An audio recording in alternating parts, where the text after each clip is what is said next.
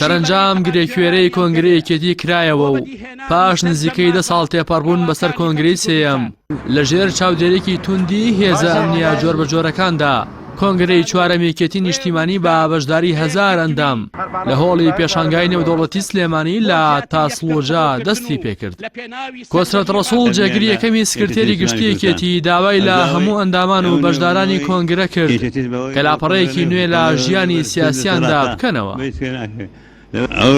ئەمە لە ڕۆژی مێژووی داینەکە کۆنگرەی چارەمی یەکێتی سلێمانی کوردستان لە شاری سلێمانی دەوەستەوە ئەنجام دەدرێت. ئەوە جێگای شانازێن و هەموو لایەک لەبەرەوە ئەمنەوە داواتان دەکەم هەموو لایەک لاپەڕەی تازە بکەنەوە لە ژیانی سیاسیتان ئەوەی کە ببەریەوە ماوەیە نمایەوە هەرزەفەتی لاپەڕی تازە بکەنەوە هەمومان یەکێتی هەمومانەوە یەکێتی کەسە کەوت و کەسێکەس نییە.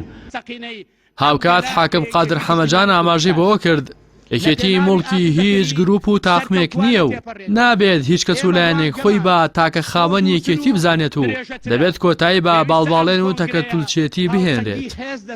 لەم ڕوانگەیەوە با ڕۆحیەتی هەڵبژاردننی باشترین راپۆرتی لیشتەکان و باشترین بەرنامە و پرۆگرام و دەستەبژێری باشترین کادیرەکانمان سەر بۆ سەرکردایەتی کردن بەسەرماندا زاڵ بێ و لەو لاشەوە ناکۆچی و بیری تاگڕەبی و باڵباڵیانە بۆ هەتایە ڕەت بکەینەوە. یەکێتی موڵکی هیچ دەستە و تاقم و گروپێک نییە. یەکێتی لە پێشدا موڵکی ڕاستەقینەی گەل و کەسوکاری سەربەرزی شەهیدان و تێکۆشەرانی ماندوونەناسی نزیکەی 9 سەدە ڕابردووە لە خەبات و تێکۆشان. لە 22 ئایاری ساڵی 1975 لە سووریا لە گەڕەکی ئەبوو ڕۆمانەی دیمەشق یەکەم کۆبوونەوەی دامەزراندنی یەکێتی نیشتیمانی ئەنجام درا و تێیدا پرۆژەی دروستکردنی یەکێتی گەڵاڵە کرا. کۆبوونەوەی دووەمیش لە بەرلین و لە 27 ئایاری هەمان ساڵ بەسەرپەرشتی جەنەرال تاڵەبانی ئەنجام درا و لە ڕۆژێکی حوزەیرانی 1975 بە فەرمی یەکێتی نیشتیمانی کوردستان ڕاگەیەندرا. یەکێتی لایەگرتنی سێ ڕێکخراوی جیاواز دروست بوو، ئەوانیش کۆمەڵی مارکسی لێنینی کوردستان و بەجووتنەوەی سۆسیالیستی کوردستان و خەتی گشتی بوون. لە مانگی حوزەیرانی ساڵی 1976 و ساڵێک دوای دامەزراندن یەکێتی چەند مەفرەزەیەکی چەکداری دروست کردن و لە سیوێکی ئابی 1977 یەکەم کۆبوونەوەی کۆمیتەی سەرکردایەتی لە کوردستان بەسترا و 12 ڕۆژی خایاند. لەو کۆبوونەوەدا جەلال تاڵەبانی بە سکرتێری گشتی دیاری کرا. پاش جیابوونەوەی بزوتنەوەی سۆسیالیست لە یەکێتی لە ساڵی 1983 یەکێتی بوو بە 2 باڵ کاوانی یەکێتی شۆڕژگەڕان و کۆمەڵەی ڕەنجدەران بوون. یەکێتی بەردەوام کێشەی گەورەی لە ئەنجامدانی کۆنگرەدا هەبووە. بە جۆرێک لە 44 ساڵی تەمەنیدا تەنها 4 کۆنگرێ بەستووە و یەکەم کۆنگرەشی دوای 17 ساڵ لە دامەزراندنی بوو.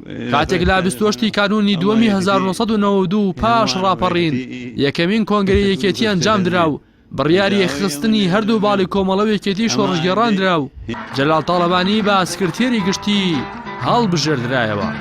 کۆنگرەی دووەم یەکێتی لە 31 2001 و 9 ساڵ دوای کۆنگرەی یەکەم لە سلێمانی بەسترا و جەلال تاڵەبانی وەک سکرتێری گشتی هەڵبژێردرایەوە. دواتریش پاش 9 ساڵی دیکە و لە 1 ئایاری 2010 یەکێتی سێم کۆنگرەی خۆی بەست و جەلال تاڵەبانی تا ساتی کۆچکردنی با سکرتێری گشتی مایەوە. ئەمڕۆژ پاش نزیکەی 10 ساڵ لە کۆنگرەی سێیەم کۆنگرەی چوارەم یەکێتی گرێدرا، بەڵام ئەم جاریان جیاواز لە سێ کۆنگرەکەی ڕابردوو جەلال تاڵەبانی تەنها وێنەکانی لە نێو هۆڵی کۆنگرەدان و یەکێتی یەکەم کۆنگرەی خۆی بێ سکرتێری 42 ساڵی ڕابردووی دەبەستێت. یەکێتی لە کاتی خەباتی شاخدا ڕۆڵێکی دیار و بەرچاوی هەبووە، بە تایبەت پاش کستی شۆڕشی ئەیلول دامەزرا، بەڵام تەنها ڕوبەڕووی ڕژێمی عێراق نەبووتەوە، بەڵکو لەگەڵ زۆرینەی ڕەهای هێزا کوردستانەکانیش تووشی شەڕی ناوخۆ هاتووە. یەکێتی لە ئێستادا یەکەم دەسەڵاتداری پارێزگاکانی سلێمانی و هەڵەبجەیە. وەک چاودێرانی ژاماژەی پێدەکەن گەورەبوونی لاوازبوون یەکێتی ڕۆڵ و کاریگەری لە سەر هاوسەنگی هێز لە هەرێمی کوردستان دەبێت.